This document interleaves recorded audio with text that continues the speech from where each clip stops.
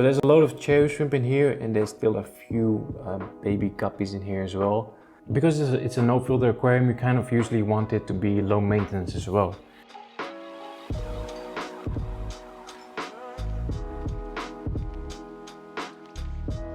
Welcome to a new video, everybody. Hope you're doing well. Exactly 1 year ago I set up this little 5 liter or 1 gallon vase, and I absolutely love it. It's been running without a filter from the very beginning. It was kind of my first attempt at setting up a no filter aquarium, so I think for my first attempt it worked out quite well. Now, to be honest with you, I haven't really done a maintenance session on the vase in a very long time. I mean, besides the regular 50% water changes. So today we're going to do a little maintenance session, kind of thin out the plants a little bit because it kind of turned into a little overgrown jungle. And then we'll talk about the 5 or 6 keys to a successful no filter aquarium. Now, before we take a closer look at how the vase is looking right now, let's actually go back 1 year and just see how this thing was built and how we scaped it in the very beginning. The setup was actually quite simple. I had this vase for a while already. I just didn't really know what to do with it. But then I found a perfect piece of wood and the ideas just started flowing. To make sure the wood wouldn't float, I glued a small rock to it. Once the wood was in the vase, I started adding a small layer of aqua soil. I knew I wanted to make a small sun area in front, so I also added in some rocks and gravel to make a little barrier between the soil and the sand. Once that was done, I added in more soil, and that was the hardscape complete. For the plants, I just took some small trimmings from my other tanks, so I had some small crypts, some Marsalea, some Pusha Valandra, and a few other plants as well. I'll leave the link to the setup video in the description if you want to check out the full process. Sure, things have definitely changed a lot in the past 12 months. At the moment it's a little bit overgrown, it's very dark as well. So actually let's remove some of these floating plants so we can see a little bit better into the aquarium. And that actually brings us straight to the first key to success, which are these floating plants. So when it comes to floating plants, I always like to use these redwood floaters. I think the scientific name is Phyllanthus fluitans. There's some duckweed in here as well, but mostly the redwood floaters. I really like these because, especially in like a low-tech, no CO2 setup, there's not many choices when it comes to red plants. So these redwood floaters, they really give that extra touch of red that you really need. Well, you don't need it, but it just looks good, you know? Now, the reason why I think that these floating plants are so great in a no-filter aquarium is basically for 2 reasons. Firstly, because they help you to control the light. I mean, unless you have a light that is dimmable, you really need something to control the light, because in a no-filter aquarium, you can't really have very intense light. It's just going to cause algae issues. So if you add some floating plants, they will start multiplying. And then if they start blocking too much light, you can easily remove a few floating plants, or you can actually add some more. So they really help you to just find the right balance with the light intensity. And the second reason why they're so good is because they're floating plants. The leaves are mostly above the water, so they have access to the CO2 that's in the air. And that way they grow quite fast, and they soak up a lot of these excess nutrients. And they basically just act as a filter in this aquarium, by soaking up all these excess nutrients, by growing fast. So I really think that any no-filter aquarium should really have some floating plants. Speaking of light, the light that I'm using on the vase is a chihiros C2 RGB. Quite a fancy light, also has these shades that you can buy separately. But they kind of help to reduce that intense light coming from the LEDs.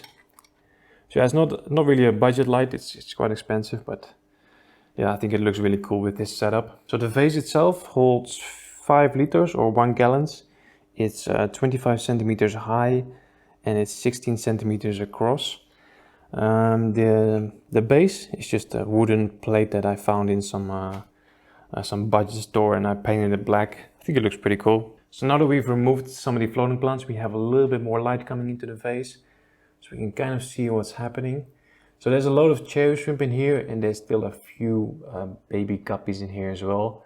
I had a lot more of them in here, but I've moved most of them to my new setup. This is my no filter guppy fry aquascape. This one I've set up like a month ago. So in here we have a whole lot of more guppy babies.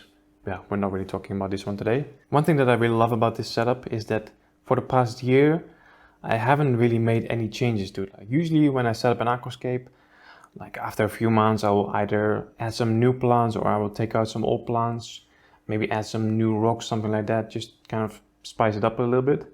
But this one, I just let it do its thing. The only thing that I added I think after about 6 months or so, is these the Ludwigia, these red plant. So I added a few stems all the way in the back, and this one just grew out by itself.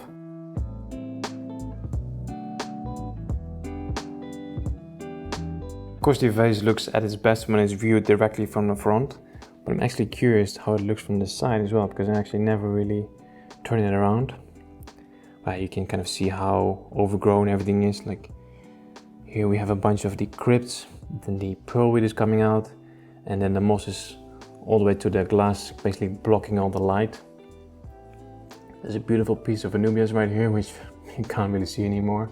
But all these plants are still doing really, really well, even though they have barely any light just coming through, you know. We do have a little bit of like fungus on the growing on the wood. So let's see if we can maybe remove that later when we're doing the maintenance session. So like I said earlier, I haven't really done any maintenance on the vase.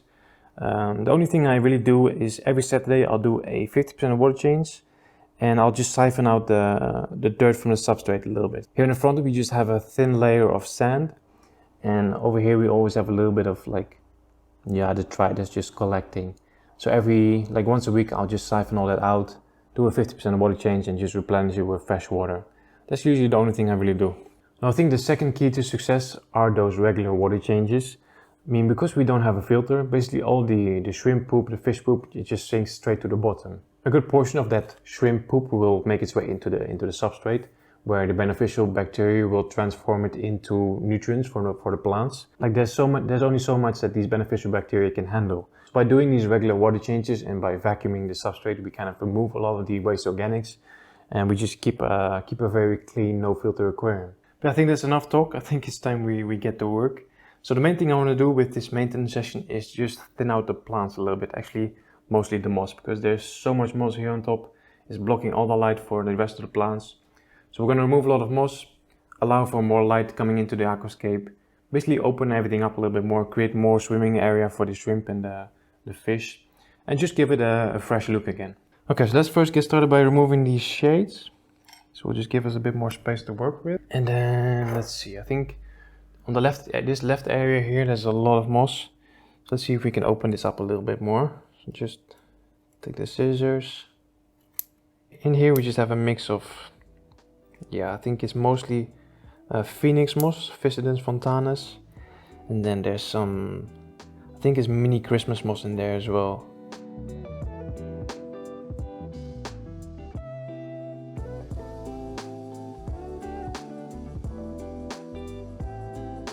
Okay, we're making good progress with the maintenance session. Already removed a lot of moss from this left side here. I also removed basically the stem from this plant right here. So the stem was going all the way down, but because it was not really receiving enough light underwater, it was just a stem. There were no leaves on there.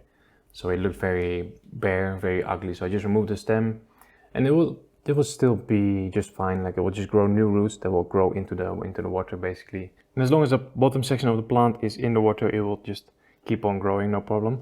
Now before we continue with the maintenance session, let's quickly go over the third key to a successful no-filter aquarium. I think another key to success is having a good balance between fast-growing plants and slow-growing plants. Because it's a no-filter aquarium, you kind of usually want it to be low maintenance as well. So if we have a lot of fast-growing plants, it will probably be very successful, but you will have to do a lot of maintenance. It's kind of what we don't really want here. In a no-filter aquarium, the plants basically act as a filter. I mean, they will grow, they will absorb nutrients, they will absorb waste organics.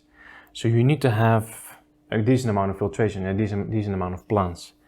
So if you would have only slow growing plants, it'd be very low maintenance, but you don't really have a lot of that biological filtration. So a good mix of slow growing plants and fast growing plants is really a key to success in my opinion.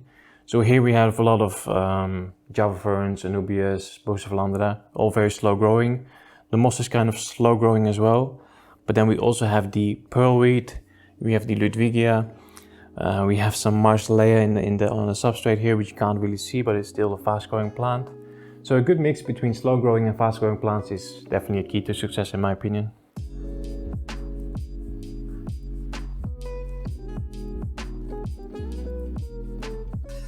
Now the fourth key to a successful no-filter aquarium is to have a small bioload.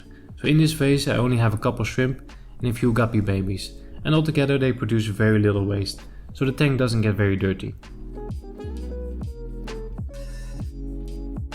Okay, making progress. Pulled out a lot of moss from the top, from the left area, from the right area. So if we turn it around, you can see now we actually have a lot more space here. So I think we can also trim the pearlweed and then we can get a bit more dense bush. Let's see. Now I want to clean up the front a little bit. So this little bit of bush of Vlaanderen here, I want to trim it because it's just hanging there. Clean up this front area a little bit. We definitely need to clean the glass as well, but yeah, let's just keep on going.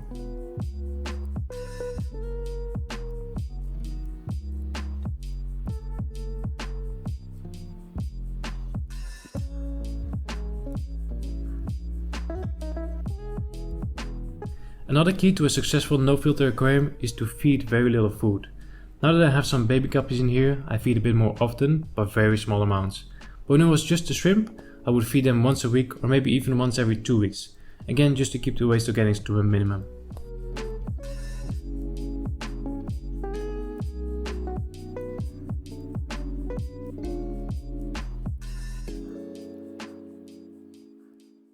So that is the maintenance session complete. The vase is looking fresh again.